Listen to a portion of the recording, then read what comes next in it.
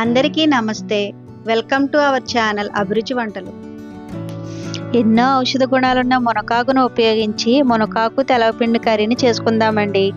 ఈ కర్రీని తప్పకుండా వర్షాకాలంలో తీసుకుంటారు. ఎందుకంటే వర్షాకాలంలో వచ్చే వ్యాధుల విషయంలో ఈ కర్రీ చాలా హెల్ప్ చేస్తుందండి. అందుకే దీనిని ఆషాఢ మాసంలో తప్పకుండా తీసుకుంటారు. ఇక లేట్ చేయకుండా వీడియోలోకి వెళ్ళిపోదాం.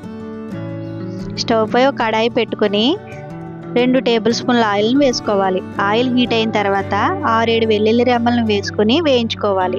ఈ కర్రీకి వెల్లుల్లి రెమ్మలు ఎంత ఎక్కువ వేసుకుంటే కర్రీ టేస్ట్ అంత బాగుంటుందండి. ఇందులో 1/2 టీ స్పూన్ జీలకర్ర, 1/2 టీ స్పూన్ మినపప్పు, 4 పచ్చిమిర్చి, 4 ఎండుమిర్చి, కట్ చేసుకున్న ఒక ఆనియన్ని కూడా వేసుకుని వీటన్నిటిని కలుపుతూ వేయించుకోవాలి.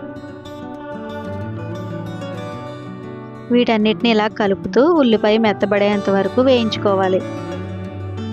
ఇవి ఇలా వేగుతున్నప్పుడే ఒక కరివేపాకు రెమ్మను కూడా వేసుకొని అన్నిటిని కలుపుతూ వేయించుకోవాలి. ఇవన్నీ వేయించుకున్న తర్వాత ఇందులో మనం ముందుగా శుభ్రం చేసుకుని కడిగి పెట్టుకున్న మునగాకును కూడా ఇందులో వేసుకోవాలి. ఇలా వేసుకున్న మునగాకును బాగా కలుపుకుంటూ వేయించుకోవాలి. మునగాకు చాలా తొందరగా వేగిపోతుందండి. ఇందులో ఒక అరగంట ముందు నానబెట్టుకున్న పచ్చిశనగపప్పును కూడా వేసుకోవాలి. వేసుకున్న పప్పుల్ని బాగా కలిసేలాగా వేయించుకోవాలి. ఈ కర్రీలో పచ్చిశనగపప్పుని ఇలా నానబెట్టి వేసుకుంటే చాలా టేస్టీగా ఉంటుందండి. ఇందులో 1/2 టీ స్పూన్ కారాన్ని వేసుకుని బాగా కలుపుకోవాలి. ఇందులో చాలా తక్కువగా కారం పడుతుందండి. మనం వేసుకున్న పచ్చిమిర్చి, ఎండుమిర్చి కారమే సరిపోతుంది. ఇవన్నీ ఇలా బాగా కలుపుకున్న తర్వాత ఇందులోకి కర్రీకి సరిపడిన వాటర్ను వేసుకోవాలి. 1 కప్పుకి 2 కప్పుల వాటర్ను వేసుకోవాలి. నేను 3 కప్పుల తెలగపిండిని తీసుకున్నానండి. అందుకనే 6 కప్పుల వాటర్ను వేసుకున్నాను. వాటర్ను వేసుకుని ఒకసారి బాగా కలుపుకొని రుచికి సరిపడిన సాల్ట్ను కూడా వేసుకుని ఒకసారి కలుపుకోవాలి. వాటర్ ఇలా బాగా మరుగుతున్నప్పుడు మనం ఉప్పు కారాలను ఒక్కసారి సరి చూసుకొని మనం ఇందులో వేసుకున్న పచ్చిశనగపప్పు ఉడికిందో లేదో చెక్ చేసుకొని ఆ తర్వాత మనం తెలగపిండిని వేసుకోవాలి.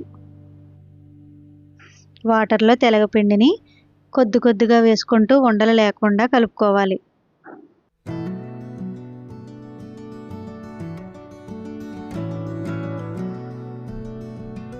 ఇలా మొత్తం తెలగపిండిని వేసుకుని అసలు ఉండలు లేకుండా గరిటతో కలుపుకుంటూ ఉండాలి.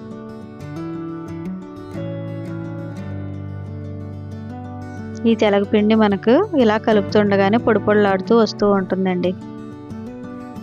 ఈ తెలగపిండి కర్రీ మనకు పొడిలాడుతూ వచ్చేంత వరకు బాగా కలుపుకోవాలి. అంతేనండి, వేడివేడిగా తెలగపిండి మునగాకు కర్రీ రెడీ అయిపోయింది. ఈ కర్రీ తయారు చేయడానికి చాలా తక్కువ సమయమే పడుతుందండి. మా వీడియో మీకు నచ్చితే లైక్ చేయండి, షేర్ చేయండి, సబ్స్క్రైబ్ చేసుకోండి.